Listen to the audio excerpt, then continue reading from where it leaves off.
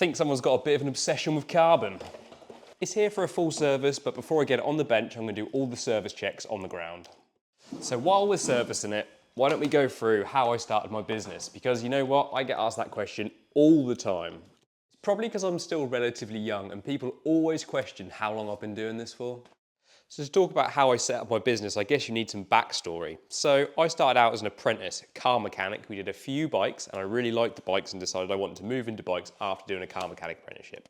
So I found the only job that would have me, and that was a custom Harley-Davidson workshop. It was actually working with a friend of mine, so it was actually a pretty cool and fun time. So both me and my mate were the only 2 employees, and we were given almost free rein of the workshop. And surprisingly, we didn't make a lot of money.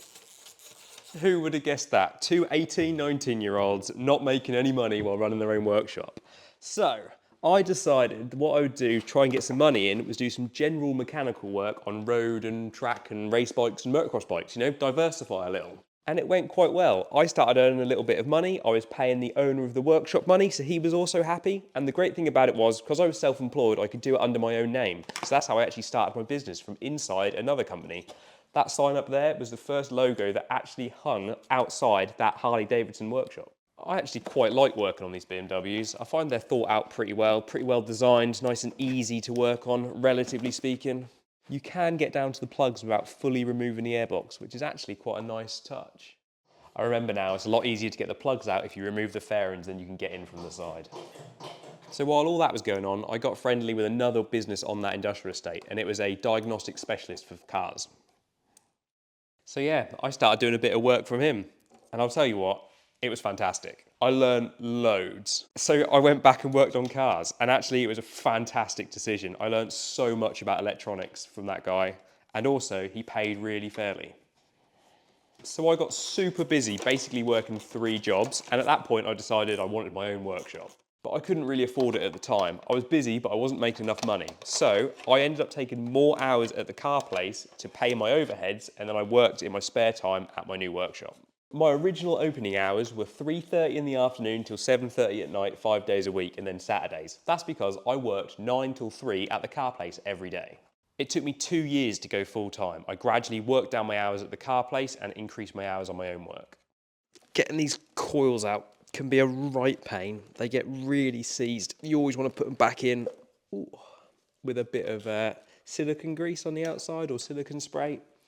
Just around the seal, because they get so tight on this seal edge. New plugs. I actually don't mind if customers drop in their own parts as long as they're good quality bits like NGK, good quality oil. I don't mind it. So 2 years to go full time, and then 2 years later, so I was 23, 24, I had to make the decision whether I was going to employ people or not, because I just couldn't keep up with the workload. And well, I didn't. I really struggled to find people to employ, and also I still liked working on bikes. So if I was employing people, I'd be more of a manager than working on bikes. So I took the rogue decision to build a workshop at home and work by myself from there. And well, that's what I do now. The idea was to drop my overheads as low as possible, so I could do things like go work for race teams and other people, along with do things like making videos like this. Little side note, something I see all the time is spark plugs that aren't torqued enough. Basically, these have a crush washer. It has a really thin section in the washer that needs to be compressed to seal correctly. If you look on the back of any spark plug case, you'll see that it says that you have to turn it 90 degrees.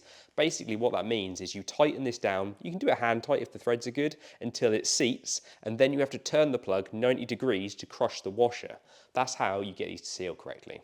Some plugs do not have this washer, they have a taper instead. If you go and do the 90 degrees on a tapered one, it will just rip the spark plug in half, so don't do that.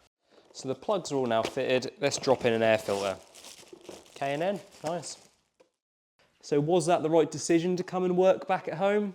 Well, I'll never know. But one thing is, I still enjoy work, so that's definitely something. So now you know my story. It's totally up to you if you want to take any advice I give you or completely ignore it because you think I've done the wrong thing.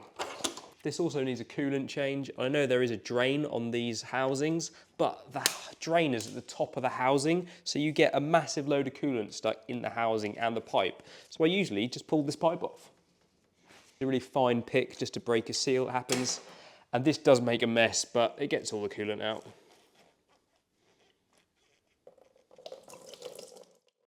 Another tip, if you leave the cap on, it stops the coolant coming out as quick, so it makes a little bit less of a mess. you'll get to a point where it'll nearly all drain and you have to take the cap off. So I'll release the vacuum and it'll pour out now. There you go. I now need to warm this up so I can drain the oil level and then we can recheck that coolant as well. While it's warming up, I usually do the boring service bits like chain adjustment, tyre pressures, that kind of thing. So would I recommend anyone to start a business when they're as young as I was? Probably, I guess yes and no. I thought I knew everything. I absolutely didn't. I had to learn everything. But fortunately, you put yourself in that situation, you learn a lot. Also, I had no financial ties at the time, so it was a really easy way to let myself in easily because, you know, I didn't have a mortgage and all that jazz. I can't stress enough how important it is to have good working relationships with local companies. I got the majority of my work in those first couple of years through other businesses ending me work, and I probably wouldn't have survived without them. And I still do loads of work with them, for them, to this day. Go on then, let's talk about money. As a motorcycle mechanic, you're not going to earn a lot of it. You can earn more as a car mechanic just because the infrastructure for getting hold of parts and the way things run is so much more efficient. You can do more work more easily. So you can earn more money being a car mechanic. So the engine oil's in, the coolant's topped up and the fairings are back on. Last thing I've got to do is bleed the brakes. I use a vacuum bleeder. It makes life so much easier. You can just pull all of the fluid out of the reservoir, easy as that. Then all you got to do is top the reservoir up and pull through 2 or 3 reservoirs full of fluid to bleed the system. And I can already see the comment section, shouldn't I be using a computer to run the ABS unit when doing this? And the answer to that is no. It's a topic that everyone asks me about all the time, so I think I'll actually do a whole video on it, but I've been through all the manuals, I understand the theory of why you don't do it, so I'll do a video on it, I think, later date. I always finish it off with a couple manual pumps through. I just need to reset the service light and then I can take it for a test ride. I use one of these OBD adapters that convert the BMW plug to OBD. About 5 years ago, I bought a license for an Android app which allowed me to reset service lights on BMWs and do loads of functions. I've got the newer tool to do it, but this is so quick and easy, I still use this.